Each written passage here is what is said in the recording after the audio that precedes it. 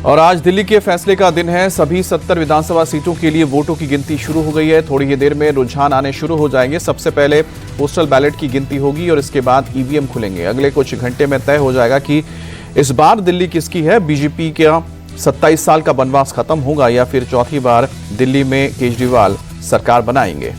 ज्यादातर exit poll से दिल्ली में बीजेपी की सरकार बना रहे हैं, लेकिन अब एग्जैक्ट पोल का दिन है, एग्जैक्ट पोल की बारी है। तो ऐसे में देखना होगा कि जो रुझान एग्जिट पोल के जरिए सामने आए हैं वो एग्जैक्ट पोल में कितने तब्दील हो पाते हैं। बहरहाल इस वक्त आपके स्क्रीन पर हम लगातार आपको बताएंगे किस सीट पर कौन सा उम्मीदवार आगे जा रहा है। दिल्ली की 70 सीटों का सबसे ताजा अपडेट, लेटेस्ट अपडेट आप अपने स्क्रीन पर देख पाएंगे। और जैसा कि हम बता रहे हैं कि हर एक सीट में कौन कौन से मुख्य कैंडिडेट हैं, उनकी तस्वीर के साथ उनकी जानकारी यहां दी जा रही है, क्योंकि दिल्ली के इन चुनाव में 3 पार्टियों का सबसे ज्यादा दबदबा रहा है, जिसमें आम आदमी पार्टी जो सत्ताधारी पार्टी है और मुख्य विपक्षी दल बीजेपी है और इसके साथ ही कांग्रेस। तो इन तीनों पार्टियों के बीच ये जंग है, जिसमें आज ये साफ हो जाएगा कि आखिरकार ये लड़ाई दिल्ली की सत्ता और दिल्ली की गद्दी आखिरकार किसको मिलने जा रही है। 19 काउंटिंग सेंटर्स पर वोटों की गिनती शुरू हो रही है और 8 बजने के साथ ही इसकी शुरुआत भी हो चुकी है। 19 काउंटिंग सेंटर्स में गिनी जा रही हैं और साथ ही साथ 70 सीटों के रुझान बहुत ही जल्द आने शुरू हो जाएंगे। अब कौन सा कैंडिडेट कहां से है उसके बारे में भी आपको हम जानकारी देते रहते हैं। जैसे कि आप देख रहे हैं, अगर नरेला की बात की जाए तो यहां पर शरद चौहान आम आदमी पार्टी के कैंडिडेट हैं, राजकरण खत्री बीजेपी के हैं, अरुण कुमारी कांग्रेस की हैं और 2020 में ये सीट आम आदमी पार्टी के पास थी।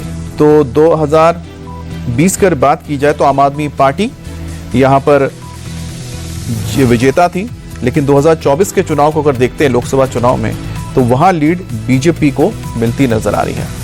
बादली की सीट देख रहे हैं, ऐश यादव। नरेला की सीट आप देख रहे हैं, नांगलोई जाट से रघुवीर सिंह है, बीजेपी के हार्डी शौकीन है। और उसी तरह से मंगोलपुरी में आपके राकेश जाटव और बीजेपी के राजकुमार चौहान चुनावी मैदान में है। रोहिणी से प्रदीप मित्तल और वीरेंद्र गुप्ता जो लगातार वहां से जीतते आ रहे हैं, बीजेपी के कैंडिडेट है। रेखा गुप्ता शालीमार बाग से है, वंदना कुमारी आम आदमी पार्टी से है। शकूर बस्ती से सत्येंद्र जैन है और उन्हें टक्कर दे रहे हैं करनैल सिंह बीजेपी के।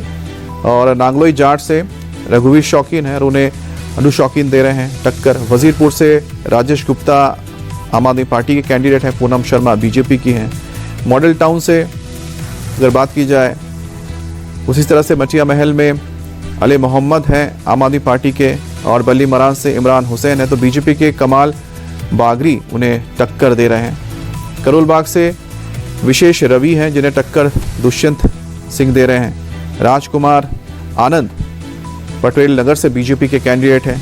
मोती नगर से शिवचरण गोयल को टक्कर दे रहे हैं। हरीश खुराना जो मदन लाल खुराना के बेटे हैं, बीजेपी के कैंडिडेट हैं। ब्रिजवासन से भी इस बार मुकाबला दिलचस्प है, क्योंकि कैलाश गहलोत चुनावी मैदान में है जो 2020 में आम आदमी पार्टी से जीते थे। तो नरेला से बीजेपी आगे चल रही है ये, और बुरारी से आप कैंडिडेट आगे चल रहे हैं। तो 2 सीटों के यहाँ पर रुझान आ गए हैं और इन रुझानों में नरेला से शरद चौहान पीछे चल रहे हैं और राजकरण खत्री जो बीजेपी के कैंडिडेट है आगे चल रहे हैं। वहीं बुरारी में देखा जाए तो संजीव झा जो आम आदमी पार्टी के कैंडिडेट हैं, लगातार कई चुनाव से यहाँ जीते हैं, वो इस वक्त आगे चल रहे हैं। और शैलेंद्र कुमार जो जेडीयू के हैं, यानी बीजेपी के जो सहयोगी पार्टी है, वो फिलहाल पीछे चल रहे हैं। तो नरेला और बुरारी के सीटों की यहाँ पर रुझान को आप देख सकते हैं। और बीजेपी के लिए रोहिणी में भी बीजेपी इस वक्त आगे चल रही है। तो एक एक करके कौन कौन सी सीटों पर बीजेपी आगे, वो भी हम आपको बताएंगे। पालम से भी इस वक्त बीजेपी के जो कैंडिडेट हैं आगे चल रहे हैं।